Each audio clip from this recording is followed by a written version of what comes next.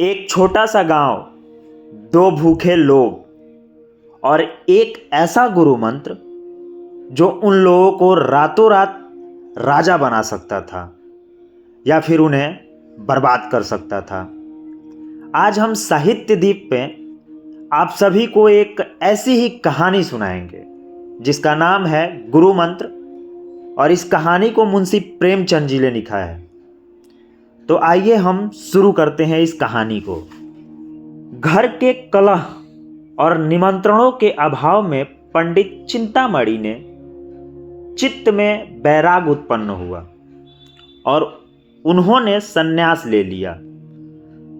तो उनके परम मित्र पंडित मोटेराम शास्त्री जी ने उपदेश दिया, मित्र, हमारा अच्छे अच्छे साधु महात्माओं से संगत रहा है।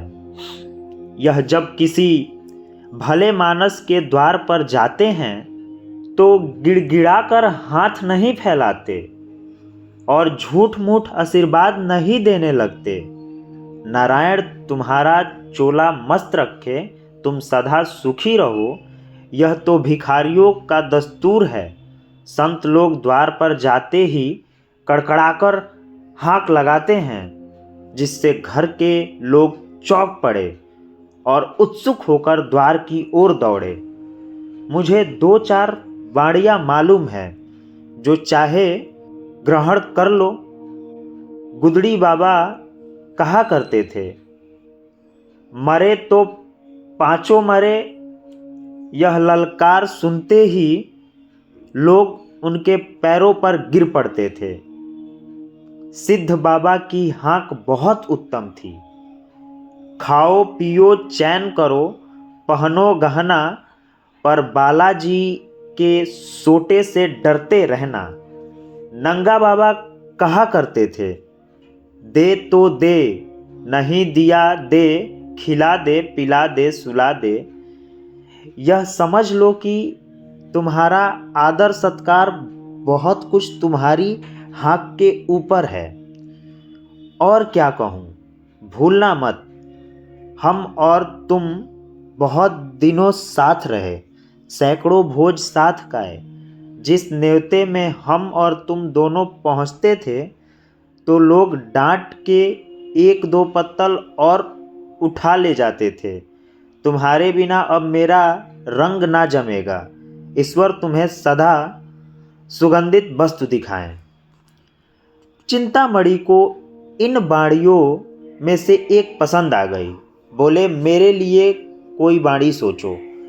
मोटेराम, अच्छा, यह बाणी कैसी है कि ना दोगे तो हम चढ़ बैठेंगे।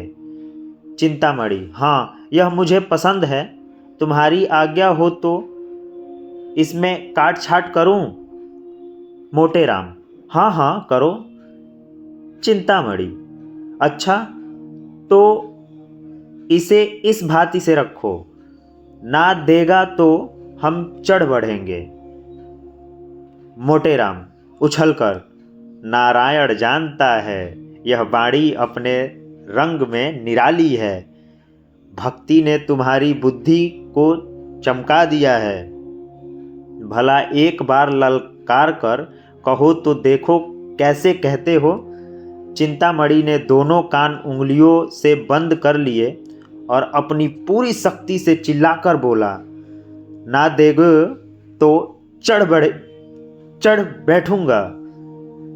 यह नाद ऐसा आकाश भेदी था कि मोटाराम भी सहसा चौंक पड़े। चमगादड़ घबराकर वृक्ष से उड़ गए, कुत्ते भौंकने लगे।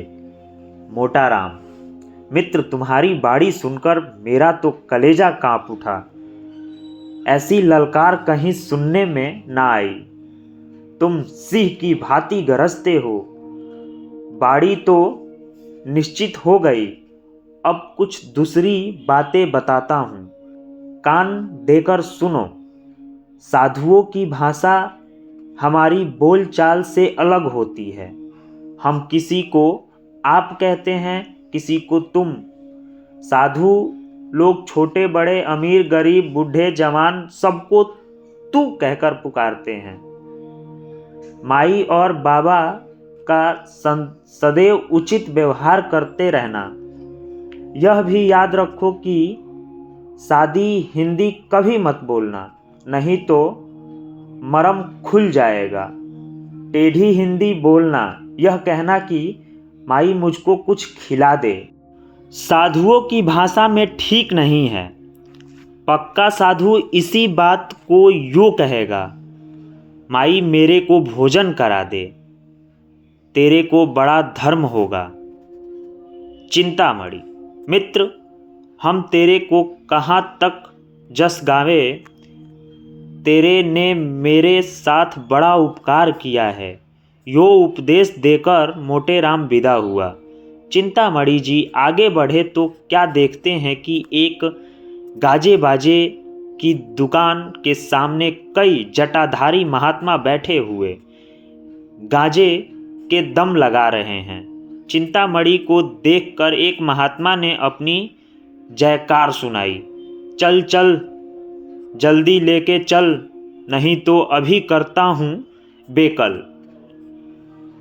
एक दूसरे साधु ने कड़कड़ाकर कहा, अ रा रा रा धम,